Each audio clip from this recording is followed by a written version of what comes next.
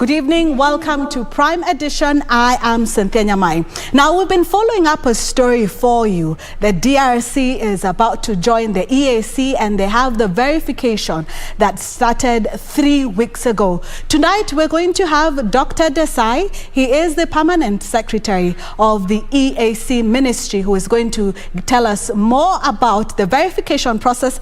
And also, Kenyans can now travel to South Sudan without a visa. That and more coming up shortly, but first, let's have the highlights. $7 million in US dollars is what was recovered from the chambers of 2 High Court judges arrested last week on bribery allegations, says the DCI.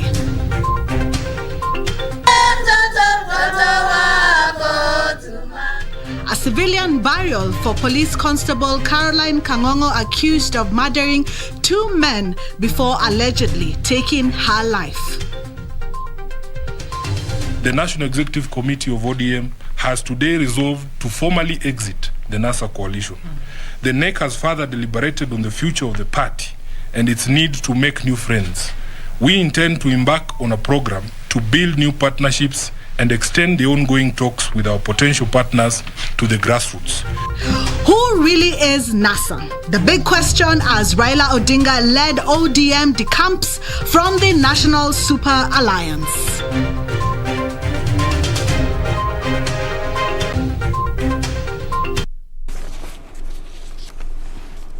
Our sign language interpreter is Lucy Maura. And remember, we would like to hear from you. Send your feedback. Some of the stories that we have today come from your ideas. You can send us your feedback on KBC Channel 1 on all our social media platforms. That is Facebook and Twitter. Now, the Orange Democratic Movement has announced its exit from the National Super Alliance following a meeting of the party's National Executive Council. ODM Secretary General Edwin Sifuna said the party will seek new partnerships ahead of the 2022 general elections. ODM becomes the latest party to ditch the defunct opposition outfit after Wiper and ANC. After months of gradual disintegration, the National Super Alliance is no more. The ODM party, a principal member of the defunct opposition outfit, has called it quits. We still hold that NASA is the past. To further demonstrate this point, the National Executive Committee of ODM has today resolved to formally exit the NASA coalition. For months, the writing has been on the wall that NASA would eventually metamorphose. The NEC has further deliberated on the future of the party and its need to make new friends. We intend to embark on a program to build new partnerships and extend the ongoing talks with our potential partners to the grassroots. The announcement by ODM may be perceived as Raila's latest move in a well-calculated game of politics chess in the race for the House on the Hill. Our party leader participated in these talks with utmost good faith and with an eye on settling the matter once and for all, to free ODM to fully focus on its future. The offer made must be seen from this perspective: an ex gratia payment made in consideration of our long-standing relationship and friendship. The party is therefore dismayed by statements attributed to our former partners that the offer was somehow a vindication of their long-running grievance and that the same was made in a desperate attempt to keep them in the coalition. Nothing could be further from the truth. What we have done as a party, and under the guidance and advice of the party leader, is to be magnanimous, to be generous to our friends with whom we have worked with, some of them from 2013 to date. It has nothing to do with liability. We are not liable, but we will give them that contribution, that ex gratia payment which the party leader accepted. The announcement comes just weeks before the Court of Appeal pronounces itself on the Building Bridges initiative, a brainchild of the ODM leader. Though Raila Odinga has maintained that there exists a path to a constitutional review, the National Council of Churches of Kenya argues that such a process must be devoid of partisan interests. We reiterate that the Constitution touches and controls the lives of all Kenyans, and therefore all Kenyans must be accorded adequate time and understanding to participate effectively. NCCK believes that there is a well-orchestrated plan to use Parliament as an alternative route to constitutional review should the courts halt the BBI on its tracks. Amendment of the Constitution should be preceded by adequate civic education and public participation. We call upon all members of Parliament to stop the process they have started of amending the Constitution. Do not betray Kenyans. Do the right thing. Reporting for Prime Edition, I'm Jackie Wambiru. Now, Police Constable Caroline KANGOGO was finally buried Thursday in a low-key ceremony at her parents' home. There was no gun salute and no uniformed police officers in attendance as family and friends eulogized her as a social and outgoing person.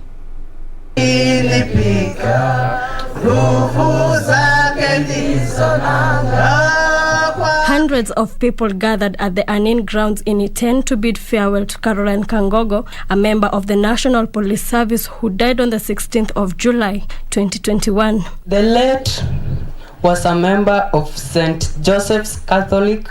The officer who, according to government pathologist Johansen Odwar, succumbed to a single bullet wound.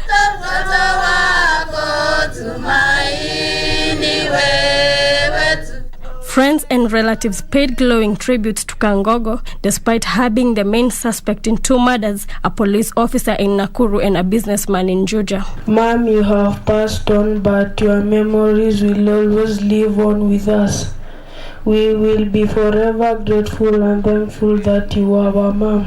Tuzoee kunena mazuri na wanasema yale ulimi yako inanena ndio utapata. Tafadhali tukumbuke Chemutai kwa mazuri kwa sababu yeye alikuwa mfanyikazi wa serikali na hata anajulikana sana kwa mambo ya sharpshooting. The mental health situation in Kenya is worrying, and it is worrying because of the challenges that our people are facing. And it is even more worrying when our leaders who are supposed to be helping us are the ones ridiculing the people on the ground. Reporting for Prime Edition, I'm Wamboyo Tiende.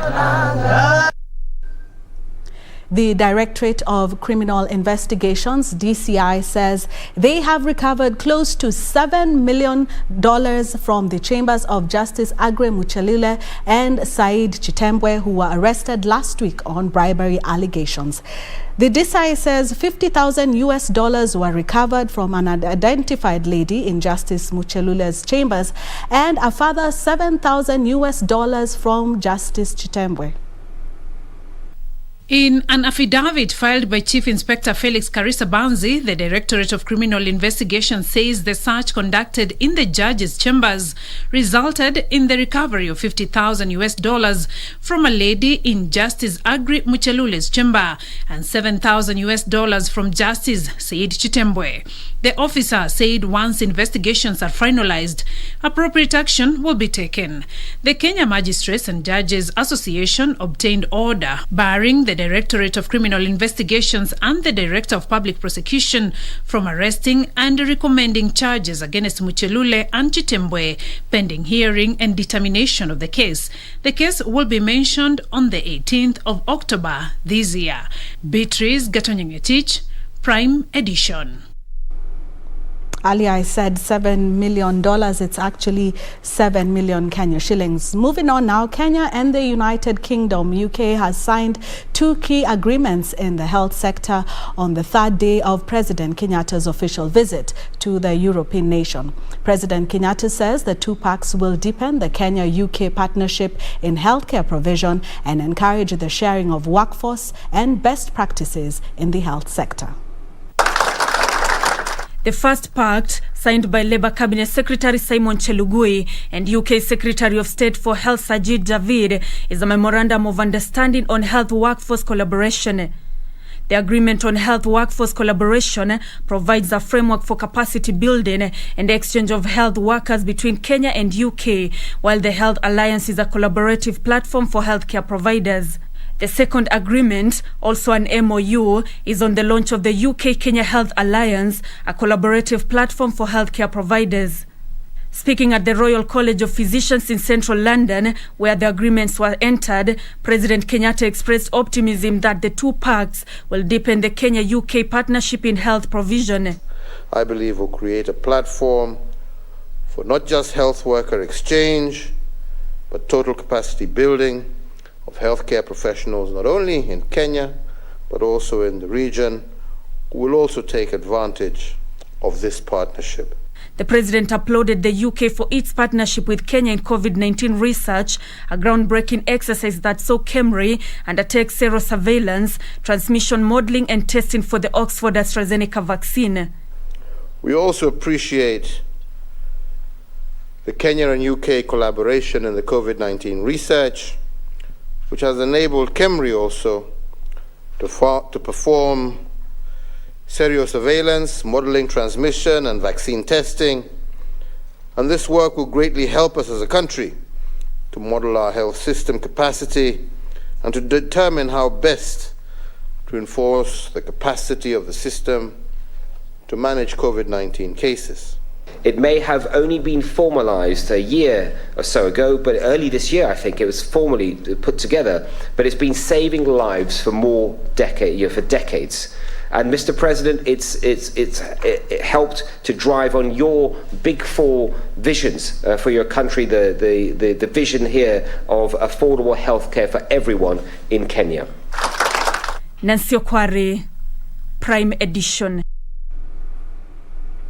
Kenya's COVID-19 positivity rate has climbed to 14.4% following the confirmation of 1,068 cases in the last 24 hours from a sample size of 7,398. From the cases, 1,018 Kenyans, while 50 are foreigners, with the youngest being an 11-month-old baby and the oldest is 93. 15 patients have died, taking the country's COVID-19 related deaths toll to 3,910. The ministry, however, reported some 398 recoveries, 255 of them being from the home-based isolation and care program of 143 from various healthcares countrywide. Total recoveries now stand at 188,222, of whom 150,043 are from home-based isolation and care program, while 38,179 are from various health facilities countrywide. Moving on, still on COVID, the Ministry of Health is cautioning Kenyans who have been fully vaccinated against going for a different vaccine.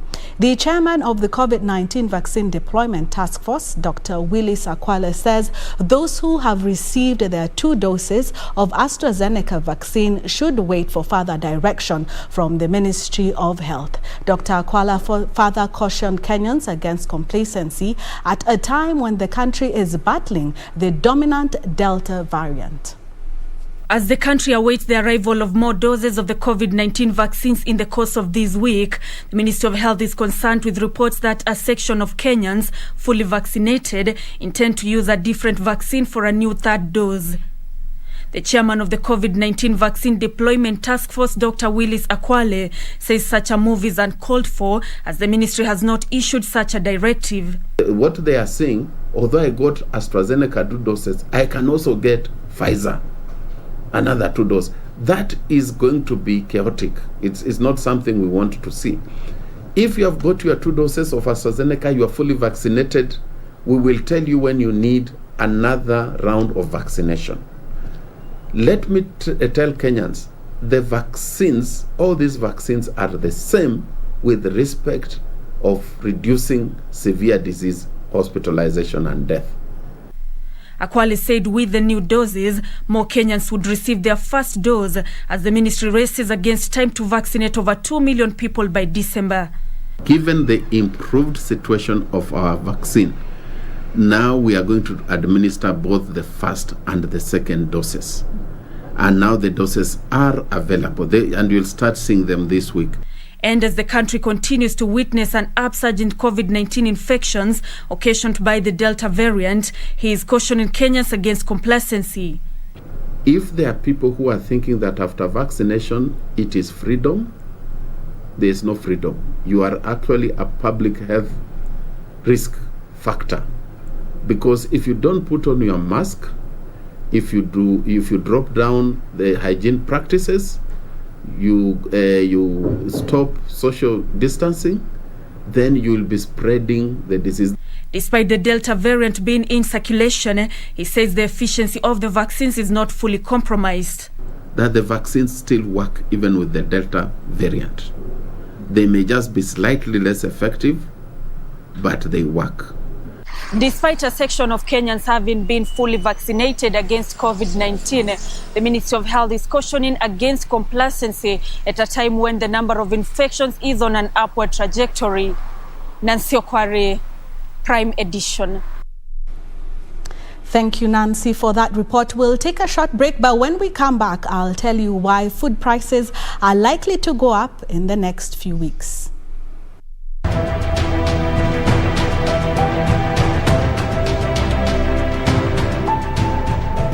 Uliza wale wagombeaji viti wote na vyama vya kisiasa wote wahakikishe kwamba kwa msemo wao na kwa vitendo vyao iwe tu ni ya kutafuta kura kwa amani na kuwashawishi wananchi kwa njia ya ustaarabu, wala wasitumie wakati huu kwa kuchochea ama kuwagombeza wananchi, kwani amani ndio msingi wa taifa lolote katika ulimwengu.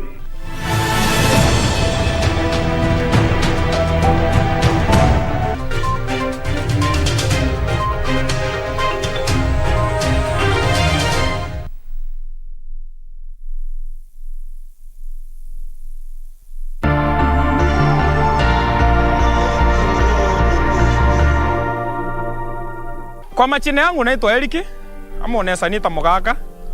Mimi ni socha. Kazi yangu ni kuchunga mali ya wenyewe.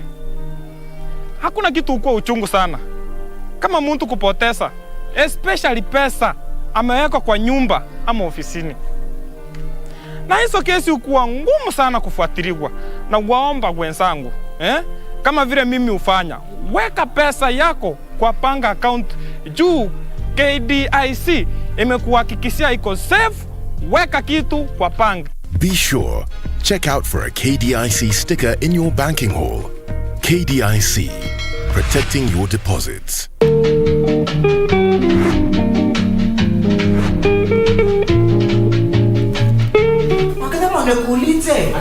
Unamuita nini hiyo jina gani? Unaona ni kama amepunga kilemba. Kilemba sasa Alimulima yani kama shamba na alijaribu kusaidia. Wewe ulipofamiwa, yani uliona watu wanafanana.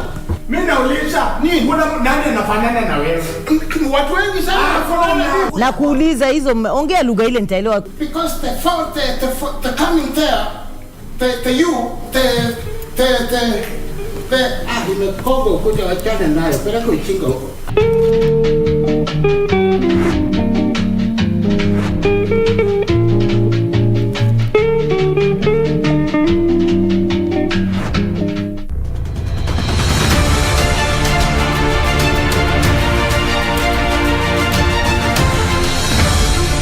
Chini ya uongozi wa Rais Uhuru Kenyatta, uwekezaji katika mipango inayozisaidia biashara ndogo ndogo na za kadri umeongezeka, na hivyo basi kuunda nafasi zaidi za kazi. Wiki hii kwenye Project 254. I wish to reiterate my commitment to the young people of this country. You are the most important agenda for me and my administration. Nilipokuja Kirdi, niliona kazi imeanza kwenda haraka because the machines zilikuwa. Wametuwekea machines. Sasa sisi kazi yetu ni kukuja na kuprocess Kirdi na kufanya product development na kuuza.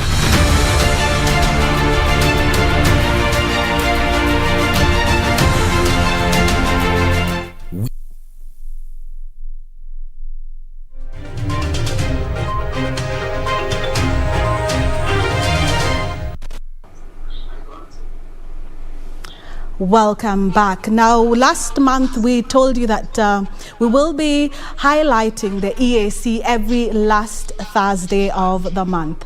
And today we are joined by the Permanent Secretary of the EAC, Dr. Desai. Dr. Desai is all the way in Samburu, so he will be joining us live on Zoom. Dr. Desai, good evening.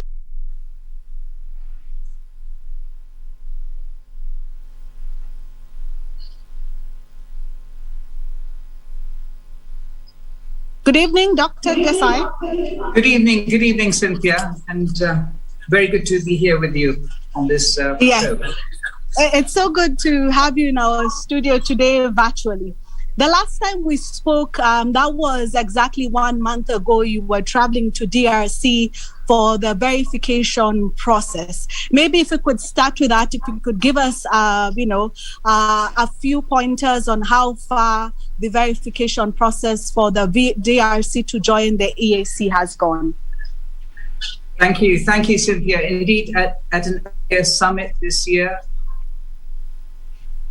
the heads of states within the EAC context agreed to look into the possibility that DRC could join the East African community and to therein explore the entire process. And subsequently, over the there's been a verification mission dedicated to appreciating the context of DRC's involvement, its alignment by social as well as political, and its commonality between the treaty within the EAC and the possibility that it could be a member of East African partner states.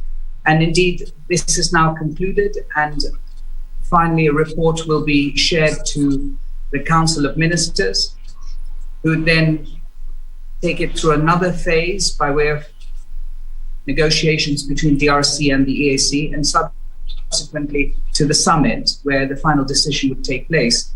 And we're looking at the possibility that within the course of this year or early next year, then a decision would be made. Indeed, we anticipate this very much from the context of our existing relations, our investment by way of infrastructure like our roads and structures, and indeed this would then be a successful collaboration going forward, both from an economic perspective as well as the social perspective.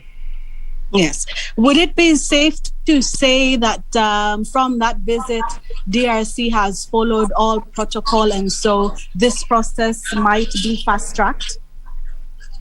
Indeed, I think that we've had an overwhelming commitment and support, and that has greatly reduced the time, and I believe we'll keep on reducing the time as we go forward into the negotiations. I think that there's enthusiasm both ways, and it's complementary from all aspects. Yes. One of the challenges that the EAC faces in the various countries is that sometimes all these announcements seem like more like, boardroom announcements or announcements between countries. But if we could simplify it and make it more practical, what does this mean for Kenyans having then DRC join the EAC, having DRC join the EAC? Indeed, it would mean a considerable transformation in the relationship we have between DRC and the East African community, the partner states. From a Kenyan perspective, we export approximately 14 billion Kenya shillings on an annual basis worth of merchandise and goods. This indeed is very important, for it creates access and opportunity to our existing industries.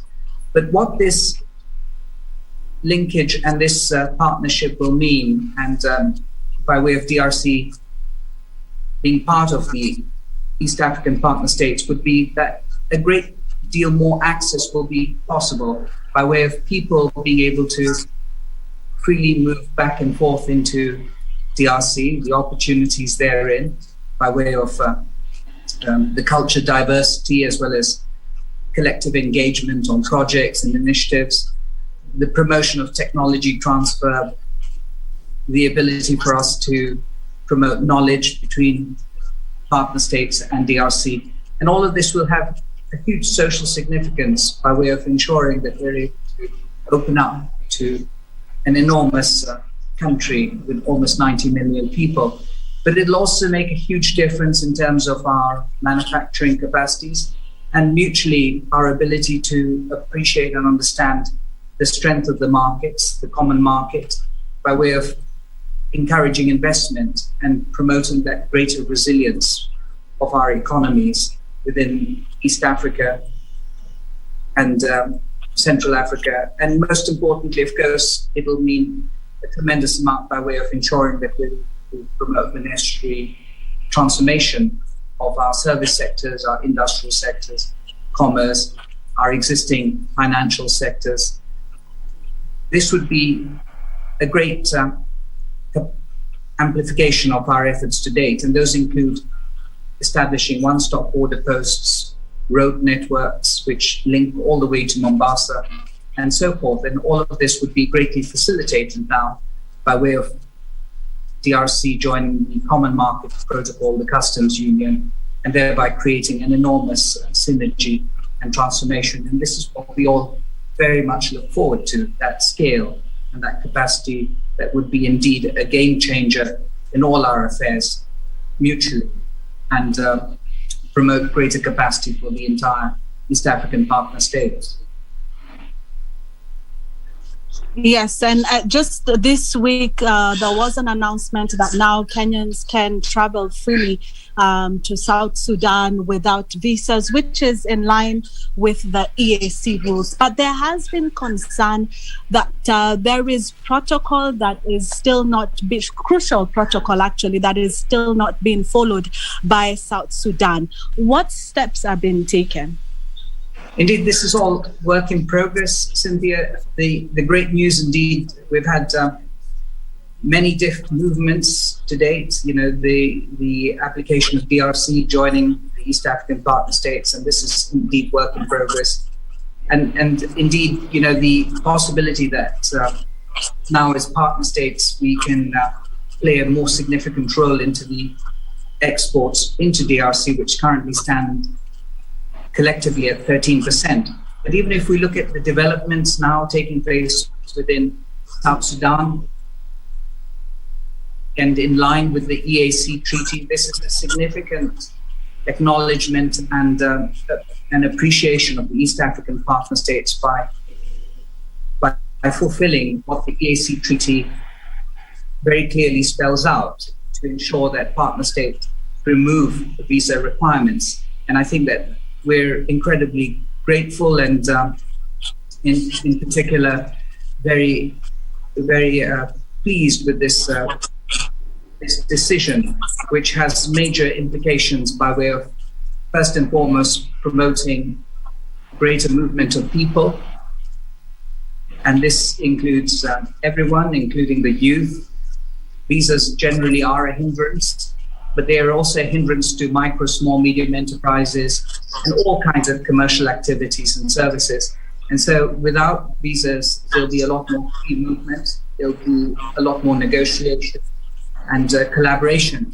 And in time to come, this process will become more and more efficient. And we look forward to that. We look forward to the outcome of greater efficiency by way of equity and access of people. And subsequently, you know, this will have a major impact in terms of intra-trade, as well as the promotion of intra-trade between partner states. So indeed, these are very much well welcomed by all partner states, including the EAC as an institution, who have hailed this move as a very successful decision by way of supporting what the EAC stands for by way of open integration. Yes, we are running out of time, but I wouldn't let you leave without one question and a topic that I know you're very passionate about, and that's give us an update on the business reforms and transformation. Indeed, Cynthia, we're making a lot of progress in view of the fact that MSMEs play a very significant role in the development of this country. And we need to embrace their unique circumstances and develop an ecosystem that really promotes their transformation, their resilience, their promotion of inclusive development, and their profitability. They are at a fundamental phase where they promote the utmost level of contribution to our economy. And with that in mind, the business reforms efforts to date by the government of Kenya have been tremendous. Even despite COVID-19, we've managed to influence and improve the Companies Act, thereby promoting greater efficiency and registration. Today, we are seeing almost 200 companies registered on a daily basis.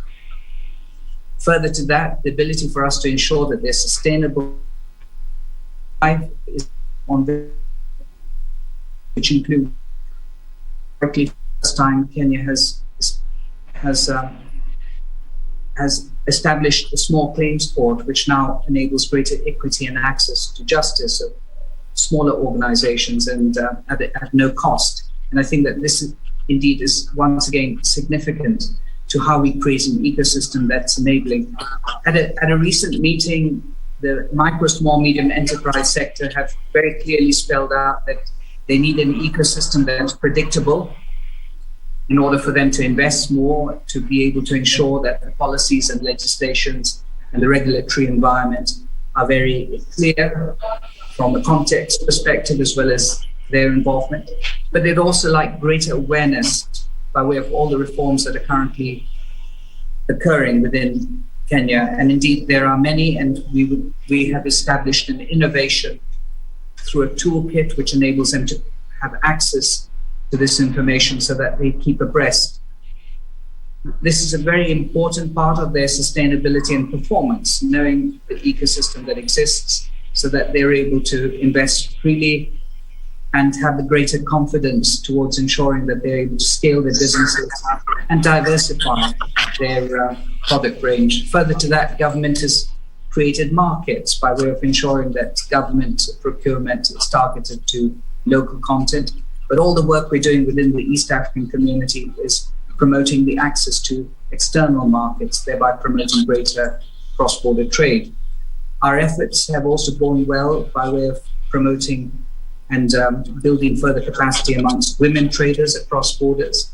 Various missions have been developed in order to help understand the intricacies of cross-border trade, which includes certificate of origin and other aspects, all with a view of empowering them in view of the fact that indeed they are instrumental and fundamental towards promoting greater intra-trade.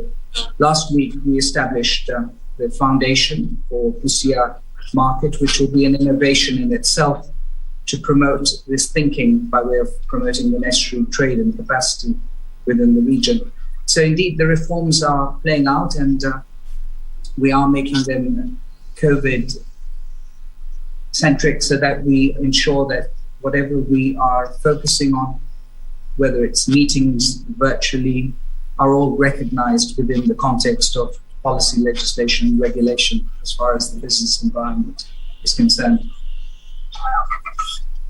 Thank you very much, Dr. Kevit Desai, for joining us all the way from Samburu and just highlighting some of the benefits of the EAC. I do wish you a good evening. Thank you very much, Cynthia. Now let's catch up with another local story. With schools countrywide in sessions for a new academic beginning in this week's calendar, there has been an outcry from parents and education stakeholders on the fees burden, especially due to the short breaks between one term to another. The government, though, has responded by directing reduction of school fees in public secondary schools. But who cushions schools that have equally suffered the effects of COVID-19? Our reporter Caroline Kamau looks at the strain of running schools in the country amid dwindling resources by Kenyan parents. Once again, plead with our principals and head teachers to ensure that no child is sent home on account of school fees. This directive came as a reprieve to parents across the country. With the adverse effects of COVID-19 on the economy, most parents have had a hard time catering for basic needs in their households. But while the government does its part to cushion parents, schools are facing a significant financial challenge. We could not send back children home to go and collect the unpaid fees. What did parents do? They held back. So even those who could pay fees did not pay. But there were utilities that were going on. So we had that challenge. Nobody mitigated it. According to Ndimuli Kahi, who is the chair of the Kenya Secondary School Heads Association, the prolonged closure of schools last year meant that while demand to settle utility bills continued, including paying of non-teaching staff, there was no continued payment of school fees to cater for these constant expenses. We forgot that schools had other non-teaching staff who too needed to be cushioned, they needed to be paid salaries. But schools did not have money to pay the non-teaching staff. There was no advisory on what should be done with those workers. So schools owe them. So that is a pending bill that many schools are yet to pay. The directive that no child should be sent home, he feels, is being exploited by some parents. So parents are taking advantage. That because the principals are not going to send their children home, minister has instructed that the children should not be sent home. Even those who are able to pay are taking advantage of that. The Ministry of Education introduced capitation of 22,244 shillings in secondary schools. This figure is released quarterly to schools and is also specific on what it should cater for. Whatever comes to school, we again put aside some money to improve on infrastructure. So that capitation we cannot purport that it will run schools. Parents should meet their obligation. And when your child is in a boarding school, you can't expect that this child will be sleeping hungry. No, you don't expect that this child will be sitting in darkness, that this child will not be drinking water. All these must be provided for, and they are provided for at a cost. Traditionally, an academic calendar in Kenya runs for 39 weeks. Under the revised calendar, schools will run for about 30 weeks. Informed by this, the government has revised the fee structure. For example, the fee structure of a Form 3 student in Machakos Boys, which is ranked as Category A boarding school before the revision, was 53,554. The revised fee structure has seen a reduction of 8,000 shillings to 45,000 shillings. While Ndimuli says schools management understand where the decision came from, he opines certain issues were also not considered. We have a whole year to pay salaries. Yeah, we do not stop to pay salaries to these workers because we do not have a kind of contract that when the students are in school, we pay you. When they are not in school, we don't pay you. There are those running costs that are constant. I'll have to pay for electricity. We are not going to put the school in darkness when the students are not there. Ndimuli says most schools are running at the mercies of suppliers who also expect their dues paid despite the financial constraints that exist. To a supplier, so long as a child is in school, so long as there are children in school, fees has been paid.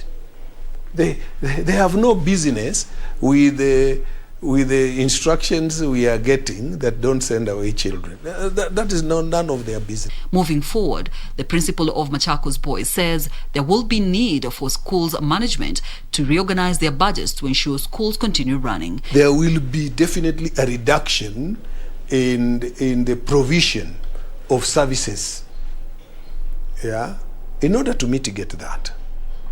The danger is the children we are handling may not understand why there is that reduction.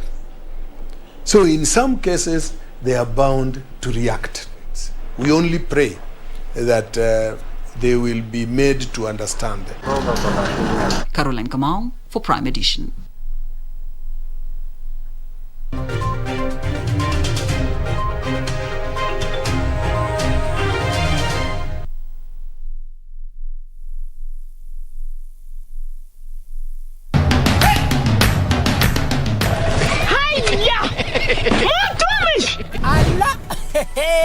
Nissan Serena ndio hii. Na unaweza kuwa wewe ndio tunapikia simu. Kodi ya Nissan Serena ni NS. Alafu kisha kwenye amount ni 50 bob. Hii Nissan Serena tunakupatia na shilingi 50. Kujiunga na QuickBid ni rahisi. Enda kwenye M-Pesa, bonyeza paybill kisha weka business number 4032353. Kwenye account weka kodi ya bidhaa unayotaka na bid yako ya chini zaidi. Kwa mfano TV 16. Kisha weka shilingi 20 tu kama idadi yako. Weka bid yako pia kwenye www.quickbid.co.ke. Kumbuka, bid ya chini zaidi ya kipekee ndio hununua. QuickBid, bidhaa bora kwa bei ya chini.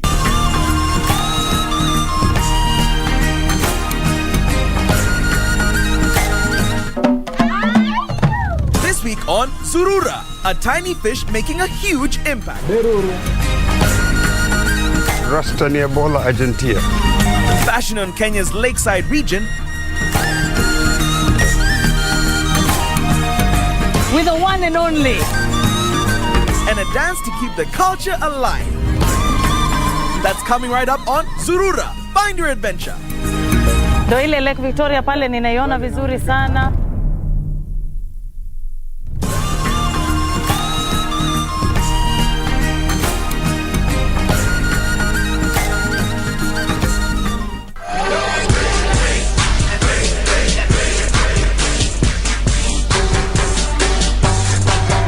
Promociones Dorado attack has thrown Sammy Callahan and Lance Warner together. Oh, that's disgusting. He is completely disgusting.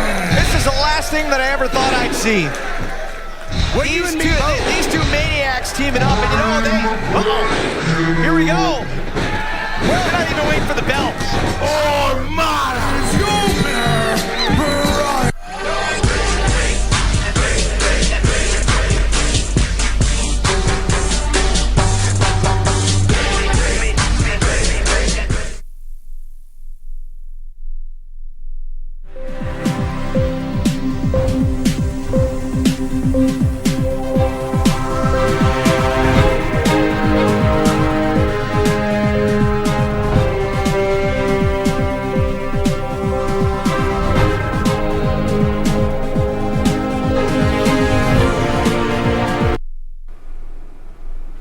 Welcome back, and now let's catch up with business news.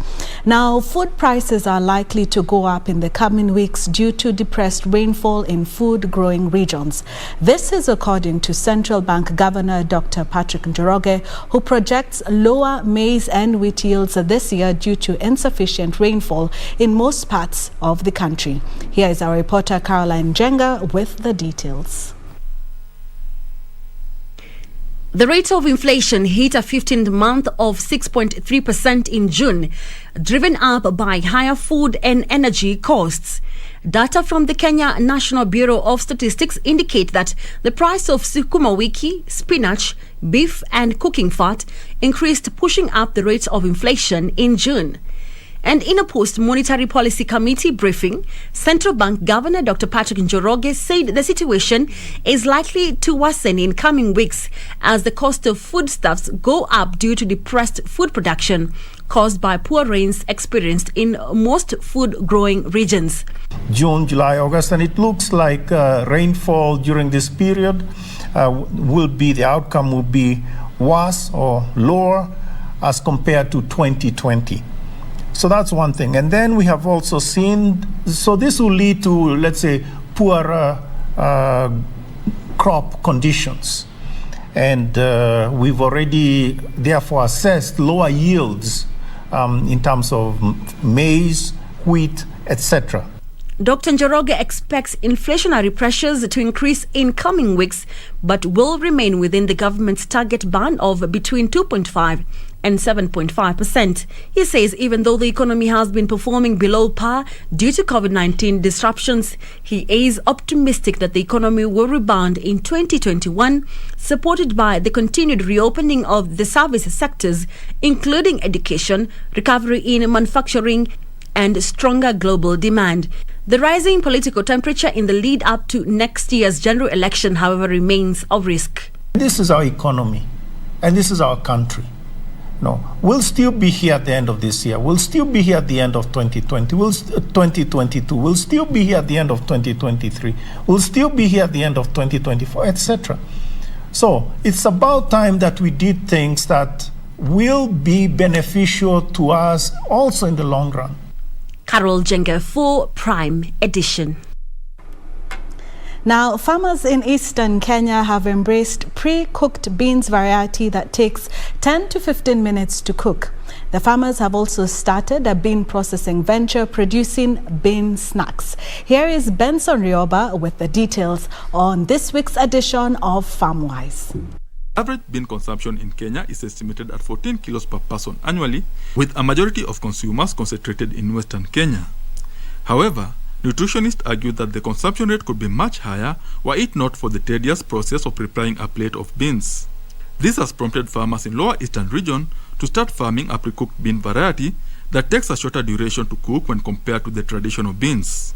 Tumerahisishwa tena kazi kwa sababu nikitoka kwa kazi nikiwa nimechoka, mimi nakuja naingiza mboga yangu kwa dakika 15 hiyo marakwe na kula na shika mambo kazi nyingine tunapika na masaa 3, lakini hii ni dakika 15. The new variety takes about 10 to 15 minutes to cook, thus conserving energy. The farmers are producing the pre-cooked bean variety for a new processing factory they started. Sisi area yetu tunalima hii maharagwe ni mingi. Ile ingine imenifurahisha ni bei ya sisi wote wana vikundi na wakulima. Ni bei itakuwa ikifaitisha mkulima. Kwa sababu ile blockers zinakujanga katikati zinachukua na 30, 40. Sisi tumeona soko sasa. The factory produces, among other products, bean snacks with the hope of attracting the youthful population to consume nutritious snacks. A lot of people's children, they like things that are sweet, they eat. But most of them may not be nutritious. The bean snack is 60% bean, done with other things. So if a child eats that, and if the product is made for beans with the high micronutrient, that kid will be more healthy. The new easy-to-cook bean variety is earmarked to increase bean consumption in urban areas, targeting working class who have limited time to cook meals or are keen on spending less on cooking fuel. Economy, what income? By farmers commercializing and selling beans commercially, what income do they get? Are they able to pay for health? What the government is doing with the universal health? Are they able to pay school fees? Are they able to buy a new clothes? And also importantly, the people transporting, are they able to pay revenues to the county government? Though the venture is still new, farmers are optimistic that the value addition venture will be more beneficial to them than growing the traditional bean variety. Sisi tutapelekea wakulima wale wengine, na naomba hii program iendelee fikia wakulima kwa sababu sisi area yetu tunalima hii maharagwe ni mingi. Benson Rioba reporting for Business Insight. Well, feedback from Benson Karu. He says he would love to try out the bean snacks. I would also love to try out bean snacks. They sound a bit more healthier than the regular snacks. Let's catch up now with Tax 101, which is quickly becoming a favorite of our viewers. Now, if you're looking to venture in the bottled water refill and packaging business, you are required to pay excise duty to Kenya Revenue Authority. The cost of the excise stamps varies according to the product. As our reporter Caroline Jenga explains on tonight's episode of Tax 101, for the bottled water and aerated water, the fee is 50 cents per stamp. Is a tax imposed on goods and services manufactured in Kenya or imported into Kenya.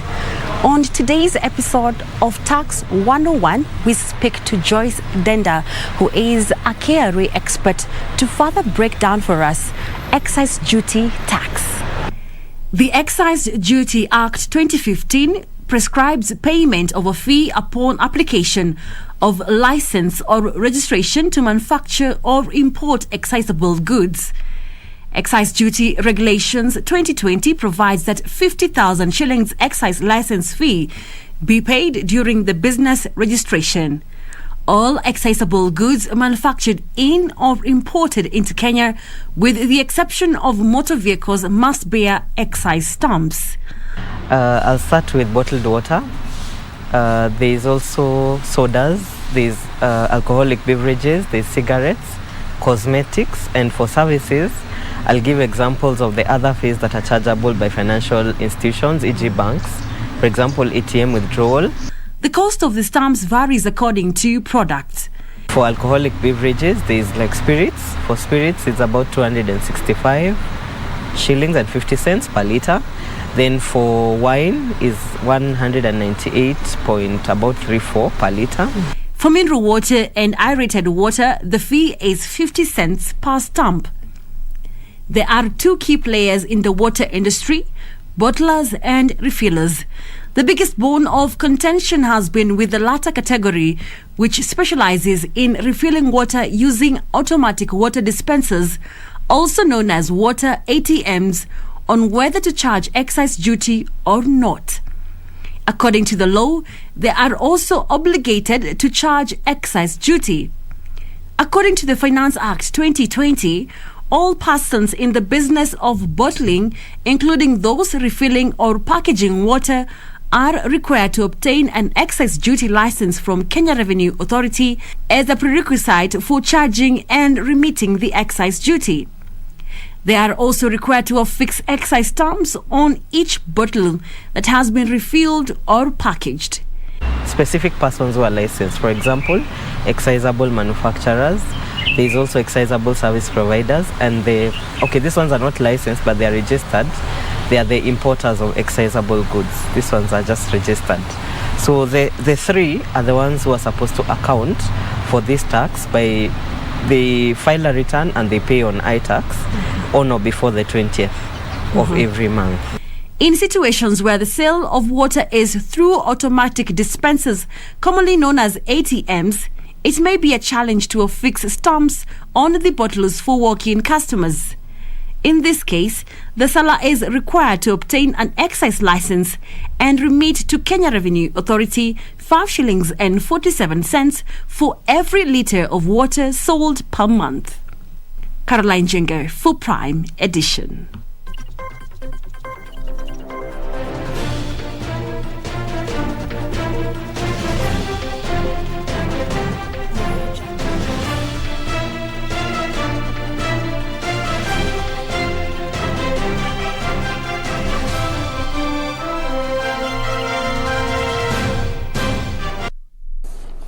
Oh, good evening. Welcome to tonight's edition of KBC Sports with me, Richard Munga. Now, President Uhuru Kenyatta has sent a message of condolence to the family of Sports Cabinet Secretary Amina Mohamed following the demise of her husband, Khalid Hussein Ahmed. The late Ahmed, an astute businessman, passed away Thursday morning at a Nairobi hospital after a short illness. In his message of condolence to the family, relatives and friends of the Sports Cabinet Secretary, President Uhuru Kenyatta described Ahmed as a gentleman and a strong pillar of his family. The head of state, who is in the United Kingdom on official visit, said the late Ahmed was gifted and successful. Deputy President William Ruto, ODM party leader Raila Odinga, Ministry of Tourism Cabinet Secretary Najib Balala and Football Kenya Federation Chair Nick Mwendwa are among other leaders who have sent messages of condolence to the family of CS Amina. National Olympic Committee of Kenya President Paul Tergat, on his part, says the unfortunate development has left him and Team Kenya contingent in Tokyo devastated. He expressed solidarity with the family from himself, Team Kenya, the Olympic family and the entire sporting fraternity in the country.